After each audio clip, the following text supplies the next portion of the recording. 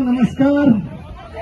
मेरे सारे परिवार वालों को जो यहाँ आए हैं, जो इतने दिन से, जो 17 महीने से मेरी बहनें वहां खड़ी है, सब लोग कष्ट उठा रहे थे,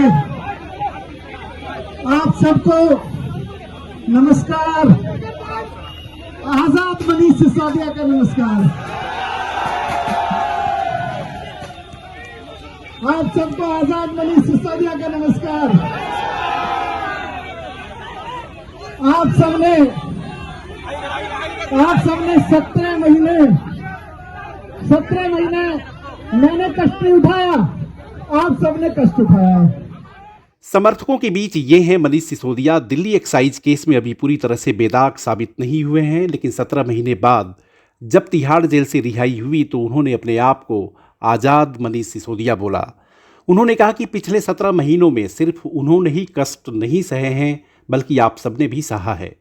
राजनेता अपने समर्थकों को जोश दिलाने के लिए इस तरह की तकरीर करते हैं, उसमें कोई नई बात नहीं है। तिहाड़ से रिहा होने के बाद मनीष सिसोदिया सीएम अरविंद केजरीवाल के माता पिता से मिलने के लिए उनके घर पहुंचे। केजरीवाल की पत्नी सुनीता केजरीवाल के गले लग ढांढस बंधाया। जब आम आदमी पार्टी के मुखिया जेल में बंद हों तो ऐसे में नंबर 2 की हैसियत रखने वाले मनीष सिसोदिया की रिहाई अहम हो जाती है। यह बात सच है कि आपकी सरकार केजरीवाल के जेल में रहते हुए भी चल रही है, लेकिन वो असर नहीं दिख रहा है जो दिखना चाहिए। हालांकि यहाँ हम बात करेंगे कि क्या आम आदमी पार्टी 2025 के चुनाव में भी जीत दर्ज कर सकेगी या अब हालात पहले जैसे नहीं रहे। जहाँ पे कन्फ्लिक्ट ऑफ इंटरेस्ट होता है कि एक आदमी पद पे रह के किसी भी इन्वेस्टिगेशन को इन्फ्लुएंस कर सकता है, वहाँ पे ये नेचुरल होता है कि सबसे पहले उसको अपने पद से इस्तीफा देना चाहिए। घर घर में जाना है, जनता से पूछना है कि क्या इस्तीफा देना चाहिए या जेल से सरकार चलानी चाहिए। टीवी की स्क्रीन पर अरविंद केजरीवाल की बाइट सुनने के बाद आप अंदाज़ा लगा सकते हैं कि आम आदमी पार्टी भ्रष्टाचार की जिस गंगोत्री को साफ करने के लिए सियासत में एंट्री ली थी, उसके सभी कद्दावर नेताओं पर भ्रष्टाचार के ना सिर्फ बड़े बड़े आरोप लगे हैं, बल्कि तिहाड़ में बंद या तिहाड़ी रिटर्न का चस्पा भी लग चुका है। यानी कि आम आदमी पार्टी के नेता इस विषय को जितनी भी ताकत के साथ जनता के बीच रखें वो तो अपनी जगह है, लेकिन अब सवाल तो उन पर खड़े ही हो चुके हैं। इसका अर्थ यह है कि आम आदमी पार्टी को भ्रष्टाचार के दाग के साथ ही लोगों के बीच जाना होगा।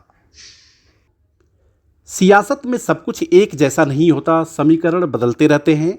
मनीष सिसोदिया के जेल जाने के बाद आपने देखा होगा कि सरकार में आतिशी नंबर 2 की हैसियत में आ गई और अरविंद केजरीवाल के जेल जाने के बाद सुनीता केजरीवाल ने मोर्चा संभाला। सुनीता केजरीवाल अपने आप को इस तरह से पेश करती हैं जैसे कि वो अघोषित सीएम हो। अब सवाल यह है कि मनीष सिसोदिया के जेल से बाहर आने के बाद सरकार या पार्टी में उनकी भूमिका क्या होगी? क्या वो सरकार का हिस्सा बनेंगे या संगठन के लिए काम करेंगे?